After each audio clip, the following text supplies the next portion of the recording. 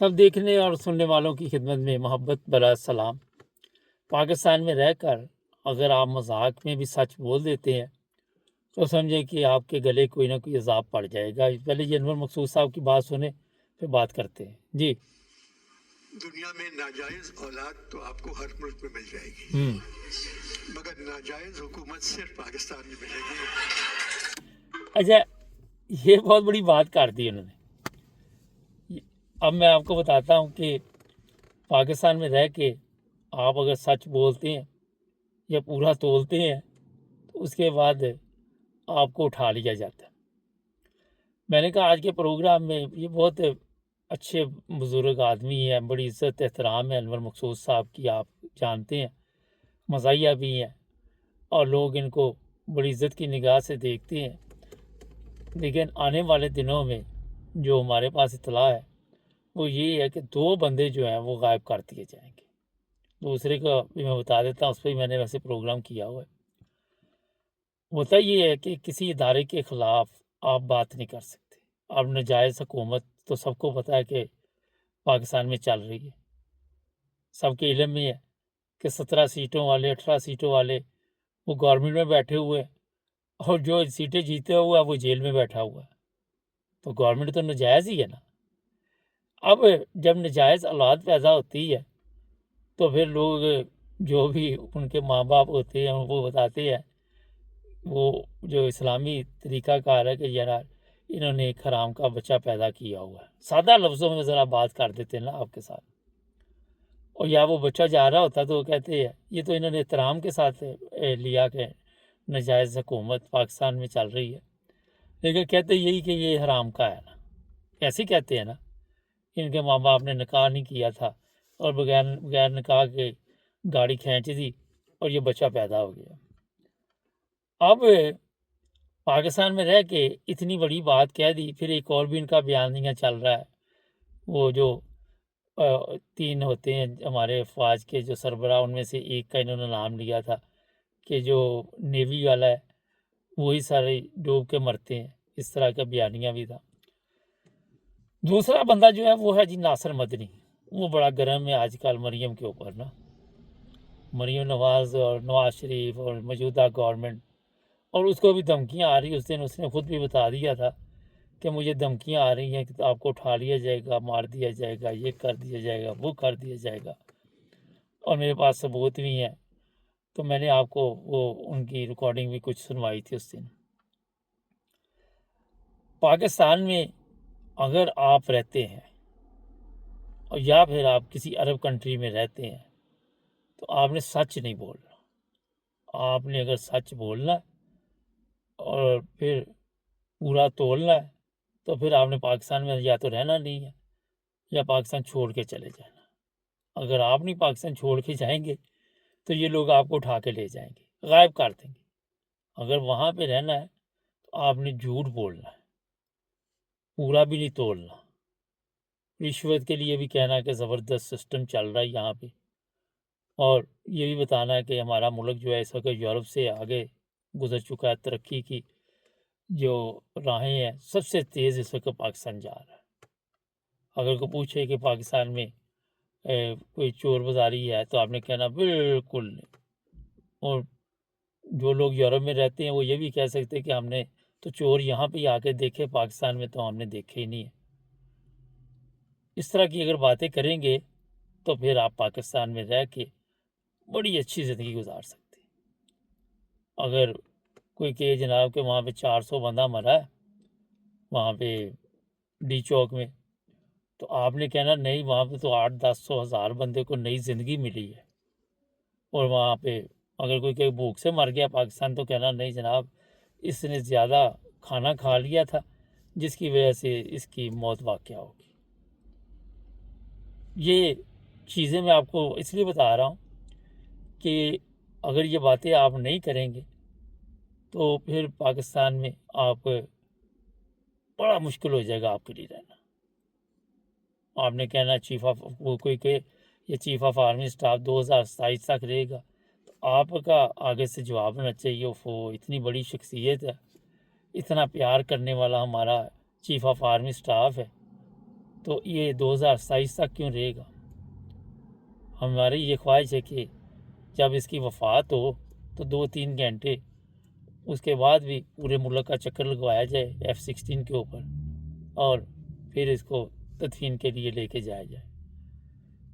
اور پھر اسی طرح آپ نے کہنا ہے، کوئی کہے کہ تمام اداروں پہ جرنیلوں کا قبضہ ہے، تو آپ نے کہنا نہیں، قبضہ نہیں ہے، یہ تو ہمارے تحفظ کے لیے بیٹھے ہوئے ہیں، کیونکہ ان سے زیادہ تجربہ کار کوئی نہیں ہے۔ سب سے زیادہ جو تجربہ کار ہیں وہ ہمارے جرنیل ہیں۔ اگر دشمن کے بارڈر پہ 5 لوگ مارے گئے، 10 ہمارے شہید ہو گئے، تو آپ نے کہنا کہ جناب یہ بھی غلطی کے ساتھ کچھ اس طرح کا چلا ہے، ورنہ تو یہ بڑی بہادری کے ساتھ لڑ رہے تھے۔ کوئی ایسا سسٹم ہو گیا جس کی وجہ سے ان کو دشمن نے یہ نقصان پہنچایا، ورنہ تو نارمل دشمن کے 100-200 بندے تو یہ آرام سے مار دیتے ہیں۔ آئے دن اس طرح کی خبریں آپ کو ملتی رہتی۔ ملاوٹ کے بارے میں آپ کو پوچھے کہ میڈیسن میں ملاوٹ ہوتی ہے، آپ نے کہنا نہیں، ملاوٹ نہیں ہوتی، اس کی موت آئی ہوئی تھی، اس نے اس دوائی سے مرنا تھا۔ تو آپ سمجھے کہ آپ پھر محب وطن ہیں، شاد باغ زمین، شاد باغ کے مالک ہیں آپ۔ اگر کوئی کہ جی یہ پوسٹر لگے ہوئے ہیں، یہ کیا نام ہے اس کا، وزیر اعلیٰ کے، جو سڑکوں پہ لگائے ہوئے ہیں، تو آپ نے کہنا نیا، یہ بہت کام میں ہمارے گھروں میں بھی لگنے چاہیے، کیونکہ ہم آتے جاتے اس کو دیکھتے رہیں اور ہمیں تسکین پہنچے۔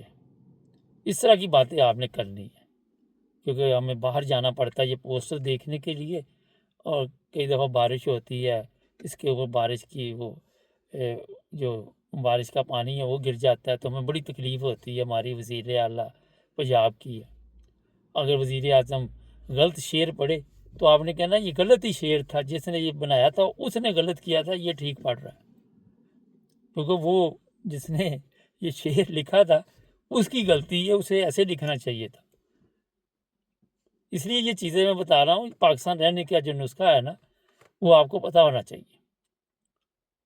اب یہ 2 بندے جو ہیں ان قریب، ابھی میری بات نوٹ کر لیں، ان کو اٹھایا جائے گا اور پھر چند دن رکھنے کے بعد چھوڑ دیں گے، زیادہ دن نہیں رکھیں گے، کیونکہ جب ایک مولوی کو پکڑیں گے پھر دوسرے مولویوں کے لیے میسج ہوگا کہ یہ جناب دیکھیں اب آ کے اس کا کیسا وہ سافٹ ویئر تبدیل ہوا۔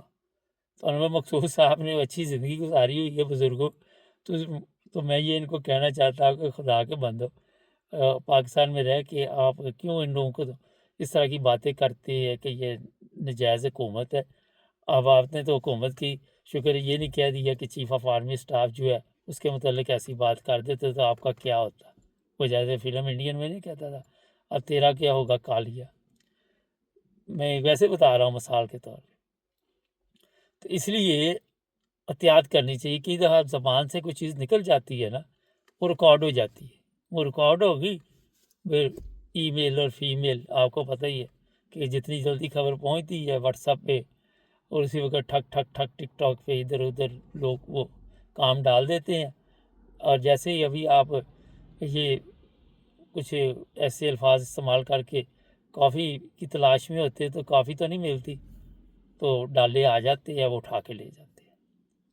اور پھر وہاں پہ جا کے مجھے پچھلے دنوں ایک بزرگ ملے 85 سال کے 80 سال کے، وہ کہتے 4 پولیس والے جو تھے انہوں نے مجھے مارنا شروع کر دیا، میرے دانت بھی توڑ دیے۔ ان کے دل میں کوئی رحم نہیں ہے، کوئی ان کے دل میں انسانیت نہیں ہے کہ یہ بندے جو ہیں بزرگ ہیں انہوں نے سچ بولا ہے۔ نو، ان کو اسی کام کے لیے رکھا ہوا ہے کہ جس نے سچ بولنا اس کو آپ نے تشدد کر کے بتانا کہ آئندہ آپ نے سچ نہیں بولنا، جس طرح میں نے ابھی آپ کو بتایا کہ یہ آپ نے تعریف کرنی، کبھی بھی اس طرح کی بات نہیں کرنی۔ جو لوگ گورنمنٹ میں ہیں، جو آرمی میں ہیں، جو پولیس میں ہیں، جو ایئرپورٹ پہ رشوت دیتے ہیں، کہیں بھی انہوں نے کہنا نہیں جناب، یہ رشوت تو ہم اس لیے دیتے کہ ہمارے گھروں میں برکت پڑے، یہ پیسہ جب ہم ان کو دیں گے تو یہ ہمارے لیے دعا کریں گے، ان کی دعاؤں کے نتیجے سے پھر ہمارے گھروں میں برکت پڑے گی۔ اس طرح کی باتیں کرنی بڑی ضروری ہے پاکستان میں رہنے کے لیے۔ یہ پاکستان جو آج کا ہے نا وہ اس طرح چل رہا ہے۔ اگر عدالتوں کے بارے میں کوئی پوچھ لے کہ جناب وہ رپورٹ جاری ہوئی تھی کہ ہماری عدالتوں کا معیار 130 نمبر پہ ہے، تو آپ نے کہنا ہے کہ یہ حسد کی وجہ سے ہوا۔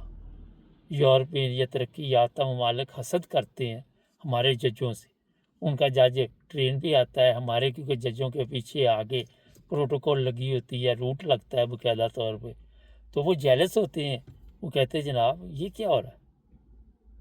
تو اس حسد کی وجہ سے وہ پھر کہتے ہیں جناب آپ کا جو ملک ہے وہ 130 نمبر پہ ہے۔ اگر کوئی کہہ دے کہ آپ کا پاسپورٹ جو ہے وہ جناب آخر سے 30 نمبر پہ ہے، تو آپ نے اس پہ یہ نہیں کہنا کہ آخر میں 30 نمبر پہ، ان کو یہ بتانا ہے کیونکہ ہمارے یہاں پہ لوگ اتنے قابل ہیں، اور اس کی وجہ سے پھر جو پاسپورٹ ہے وہ نارمل تو پہلے نمبر پہ ہونا چاہیے تھا، مگر ہمارے ڈاکٹر بڑے مشہور ہیں، ان کے تجربے بڑے ہیں، ہمارے انجینئر جج ہمارے پائلٹ بڑے مشہور ہیں، یہی ہے کہ اور یہی وجہ ہے کہ انہوں نے ہمارا نارمل تو پہلے نمبر پہ ہونا چاہیے تھا، تو یہ بھی ہم حسد کا شکار ہو گئے۔ اگر کہ پائلٹ کے پاس جعلی ڈگری نکل آئی ہے تو ان کو کوئی اپنے پائلٹ سے نکال کے دکھاؤ، نکالو یورپ کے کسی پائلٹ کے پاس جعلی ڈگری، تو وہ ہمارا مقابلہ نہیں کر پاتے، وہ بھی پی آئی اے بند کر دیتے ہیں، پھر ہم پی آئی اے چلا لیتے ہیں۔ تو آپ کسی جگہ پہ اگر یہ کہیں گے کہ ہمارے یہاں پہ سب کچھ غلط ہو رہا ہے تو پھر آپ کے ساتھ غلط ہوگا، پھر ایسا غلط آپ کے ساتھ ہوگا کہ آپ پھر اپنی نسل کو بھی بتا جائیں گے کہ آئندہ سے احتیاط کرنا اگر آپ نے یہاں رہنا۔ یہ حالات بنے ہوئے ہیں۔ اب یہ مولوی صاحب بھی غائب ہونے والے ہیں، اور انور مقصود صاحب کی بھی آپ کو اطلاع آ جائے گی، اگلے زیادہ دیر نہیں انتظار کرنا پڑے گا، کیونکہ ان کو بھی جب 2 بیانات پہ ابھی تک انہوں نے کچھ نہیں کیا، کچھ نہیں کہا، تو یہ بھی کوئی نہ کوئی تیسرا بیان دیں گے، اور پھر تیسرے بیان کے بعد میرا خیال ہے چوتھے کی ضرورت نہیں پیش آئے گی۔ جو لوگ پاکستان سے باہر رہتے ہیں وہ ٹھیک ہے، یورپ میں آپ جو بات مرضی کرتے ہیں، یہاں اور قوانین ہیں اور سسٹم ہے، یہاں تو یہ چیز جگہ بھی بنی ہوئی ہے کہ میڈیا کے ایسی جگہ بھی بنی جہاں پہ آپ گورنمنٹ کے خلاف بھی جا کے تقریر کر لیتے ہیں، لیکن پاکستان میں جگہ بھی کوئی نہیں ہے، اور جو جگہ ان کے پاس ہے جہاں آپ نے خلاف کی ہوتی ہے وہ بڑی خطرناک ہے۔ شیخ رشید آپ دیکھتے ہیں، ابھی اسے کسی نے پوچھا بھی نہیں تھا، وہ کہتا تھا میرا فلاں کیس سے کوئی تعلق نہیں ہے۔ تو یہ جو چلا کاٹ آتے ہیں جن کے اوپر پھر وہاں جا کے جس طرح کا تشدد ہوتا ہے اس کا اندازہ آپ نہیں لگا سکتے۔ تو میں اپنے ان بزرگ کو، اور ناصر مدنی تو ویسے ہی شہزادہ ہے، اس کو پکڑ بھی لیں گے تو شاید خود ہی چھوڑ جائیں کہ یار یہ کیا مصیبت گلے ڈال لی، لیکن اپنی عزت اپنے ہاتھ میں ہوتی تو احتیاط کرنی چاہیے۔ ناظرین چینل کو سبسکرائب کر لیں تاکہ اور بھی پروگرام دیکھتے رہے، کوئی چیز اچھی نہ لگے تو مائنڈ نہیں کرنا، ہم تو آپ کو صرف سمجھا ہی سکتے ہیں، کوشش کرتے ہیں اچھے سے اچھے طریقے کے ساتھ سمجھائیں۔ اپنا خیال رکھیں، ملیں گے اگلے پروگرام۔